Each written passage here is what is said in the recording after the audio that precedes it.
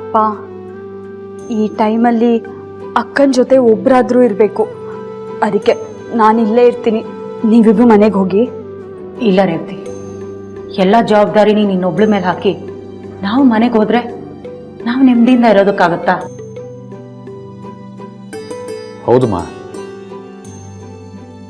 ಲೀಲನ್ ಜೀವನ ಸರಿ ಹೋಗೋವರೆಗೂ ನಾವಿಲ್ಲೇ ಇರಬೇಕು. ಕ್ಷಣ ಕ್ಷಣಕ್ಕೂ ತಿರುವು ತಗೋತಾ ಇರೋ ಅವಳ ಜೀವನನ ಹಾಗೆ ಬಿಟ್ಟು ಹೋಗೋಕ್ಕಂತೂ ಆಗಲ್ಲ. ಅವಳ ಜೀವನದ ಬಗ್ಗೆ ಯೋಚನೆ ಮಾಡಿ ಮಾಡಿ ಬರೀ ಕೆಟ್ಟ ಆಲೋಚನೆಗಳೇ ಬರ್ತಾ ಇದೆ. ಕೂತ್ರೆ ನಿಂತ್ರೆ ಅವಳ ಜೀವನ ದಡ ಸೇರುತ್ತಾ ಅನ್ನೋದೇ ಪ್ರಶ್ನೆ ಆಗಿದೆ. ಅದೆಲ್ಲದಕ್ಕೂ ಒಂದು ಸಮಯ ಅಂತ ಬಂದೇ ಬರುತ್ತೆ ಕೌಸಲ್ಯ. ಆಗೋದೆಲ್ಲ ಒಳ್ಳೇದಕ್ಕೆ ಅಂತಾರೆ. ಆದರೆ ನನ್ನ ಮಗಳಿಗೆ ಆಗ್ತಾ ಇರೋದನ್ನ ನೋಡಿದ್ರೆ ಅದರಿಂದ ಏನು ಒಳ್ಳೇದಾಗುತ್ತೆ ಅಂತ ಪ್ರಶ್ನೆ ಕೇಳಬೇಕು ಅನ್ಸುತ್ತೆ. ಏನೇ ಆಗಲಿ, ನಮ್ಮ ಮಗಳ ಜೀವನ ಸರಿ ಹೋಗೋವರೆಗೂ ನಾವು ಇಲ್ಲೇ ಇರಬೇಕು. ಈಗ್ರೆ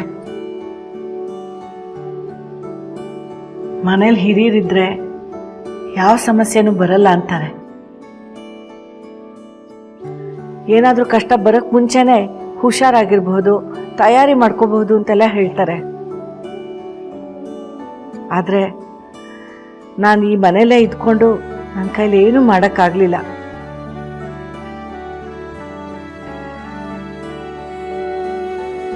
ಆದರೆ ನೀವು ಚಿಂತೆ ಮಾಡಬೇಡಿ, ನಾ ಬದುಕಿರೋವರೆಗೂ ನನ್ನ ಸೊಸೆ ಲೀಲಾ ಜೊತೆನೇ ಇರ್ತೀನಿ.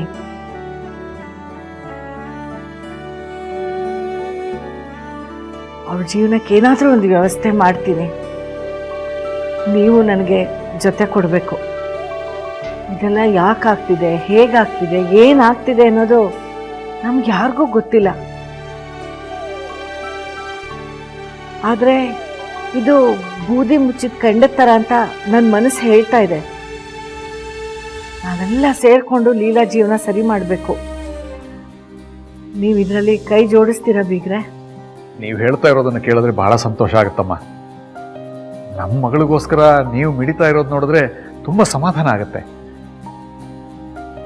ಲೀಲನ್ ಜೀವನನ್ನ ಏನಾದರೂ ಮಾಡಿ ನಾವು ಒಂದು ಹಳಿಗೆ ತರಬೇಕು. ತರೋಣಮ್ಮ.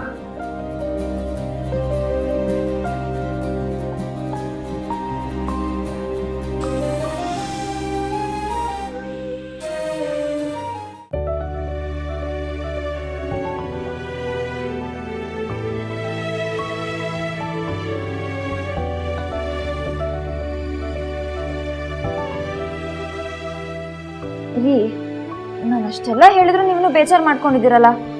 ನಾನು ಹೇಳ್ದೆ ತಾನೆ, ಅಂತರಾಕನ್ ಜವಾಬ್ದಾರಿ ನಂದು. ಅವ್ರು ಆದಷ್ಟು ಬೇಗ ಸರಿ ಹೋಗ್ತಾರೆ. ನಿನ್ನ ಮಾತಿಂದ ನಂಗೆ ಸಮಾಧಾನ ಸಿಗ್ತಾ ಇಲ್ಲ ಲೀಲಾ. ಅಂತರ ನನ್ನ ನೋಡಿದ್ರೆ ಯಾರೋ ಥರ್ಡ್ ಪರ್ಸನ್ ನೋಡಿದವ್ರ ಥರ ಬಿಹೇವ್ ಮಾಡ್ತಾ ಇದ್ದಾಳೆ. ಆ ನೋವು ಏನು ಅಂತ ನಿನಗೆ ಗೊತ್ತಾಗಲ್ಲ. ಹೌದು, ನನಗೆ ಗೊತ್ತಾಗಲ್ಲ. ಒಬ್ರಿಂದ ದೂರ ಆಗೋ ನೋವು ಅನುಭವಿಸಿದವ್ರಿಗೆ ಮಾತ್ರ ಗೊತ್ತಾಗುತ್ತೆ. ಬಟ್ ನೀವು ಯೋಚನೆ ಮಾಡಬೇಡಿ, ನಾನು ವಿಶ್ವರೂಪ್ಗಾಗಲೇ ಹೇಳಿದ್ದೀನಿ. ಅವ್ರು ನಾಳೆ ಬೆಳಿಗ್ಗೆ ರೂಪ ಅವ್ರನ್ನ ಕರ್ಕೊಂಡು ಬರ್ತಾ ಇದ್ದಾರೆ. ರೂಪ ಅವ್ರು ಬಂದರೆ ಅಂತರಾಕಂಗೂ ಸಮಾಧಾನ ಆಗುತ್ತೆ. ಜೊತೆಲಿ ಗೊತ್ತಿರೋರಿದ್ರೆ ಒಂಥರ ಧೈರ್ಯ ಇದೇ ನನಗೆ ಜಾಸ್ತಿ ಹರ್ಟ್ ಆಗ್ತಾ ಇರೋದು. ಈ ಮನೆ ಅವಳದು, ನಾವೆಲ್ಲ ಅವಳ ಕುಟುಂಬದವರು. ಆದರೂ ನನ್ನ ಪ್ರಕಾರ ರೂಪ ಅವ್ರು ಬಂದಮೇಲೆ ಅಂತರಾಕ ಸರಿ ಹೋಗ್ತಾರೆ, ಸಮಾಧಾನ ಆಗ್ತಾರೆ ಅಂತ ಅನಿಸ್ತಾ ಇದೆ. ನಾವೆಲ್ಲ ಅವ್ರಿಗೆ ಗುರುತು ಪರಿಚಯ ಇಲ್ಲದೆ ಇರೋರು. ನಾವೆಲ್ಲ ಒಂದೇ ಸತಿ ಹೋಗಿ ಮಾತಾಡ್ಸಿದ್ರೆ ಅವ್ರಿಗೆ ಭಯ ಆಗಲ್ವಾ? ನೀವೇನು ಗಾಬರಿ ಮಾಡ್ಕೋಬೇಡಿ. ನಾಳೆ ಅಷ್ಟೊತ್ತಿಗೆ ಅವ್ರು ಸರಿ ಹೋಗಿರ್ತಾರೆ, ನನ್ನ ಮಾತು ನಂಬಿ.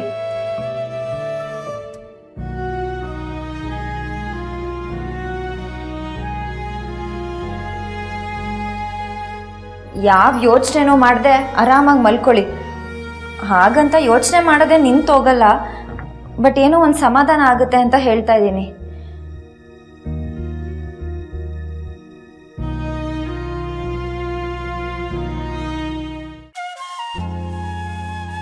ನೀವು ಇವಾಗ ಆರಾಮಾಗಿ ಮಲ್ಕೊಂಡ್ರೆ ನಾಳೆ ಬೆಳಗ್ಗೆ ಅಂತರಾಕನ್ನ ಕೂಲಾಗಿ ನೋಡ್ತೀರಾ. ಇವಾಗ ನೀವು ರೆಸ್ಟ್ ಮಾಡಿ. ನಾನು ಹೊರಗಡೆ ಮಲ್ಕೋತೀನಿ.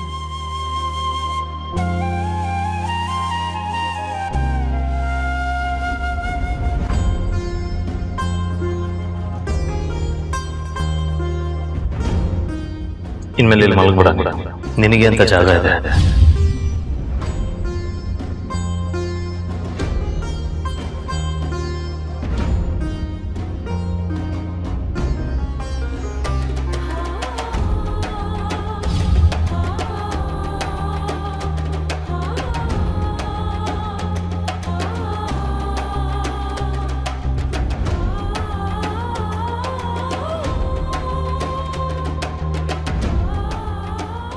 Leela,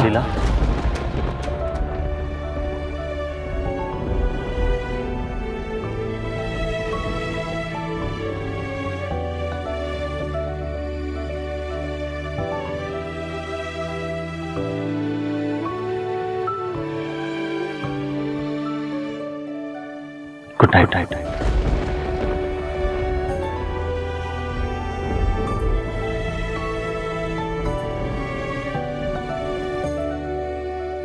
good night.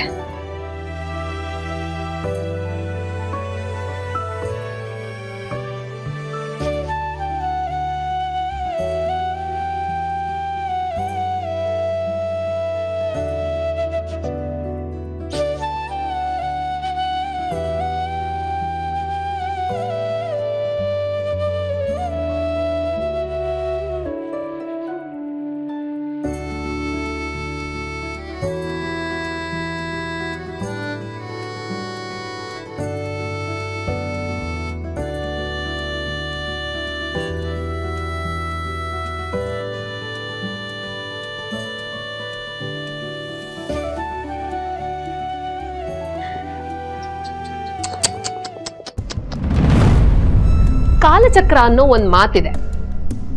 ಇವತ್ತು ಮೇಲೆ ಇದ್ದು ಪಟ್ಟದಲ್ಲಿ ಮೆರಿತಾ ಇದ್ದವನು ಕಾಲಚಕ್ರ ತಿರುಗ್ತಾ ಇದ್ದ ಹಾಗೆ ಕೆಳಗ್ ಬರ್ತಿದ್ದ ಹಾಗೆ ಬೀದಿಲ್ ಬಿದ್ದಿರ್ತಾನಂತೆ. ನಿನ್ನ ನೋಡಿದ್ರೆ ನನಗೆ ಹಾಗೆ ಅನ್ನಿಸ್ತಾ ಇದೆ. ಏಜೆ ಜೊತೆ ಪ್ರೀತಿ ಪ್ರೇಮ ಅಂತ ನಾಟಕ ಮಾಡ್ಕೊಂಡು ಮೆರಿತಾ ಇದ್ದೋಳು ಇವಾಗೇನಾಯ್ತು?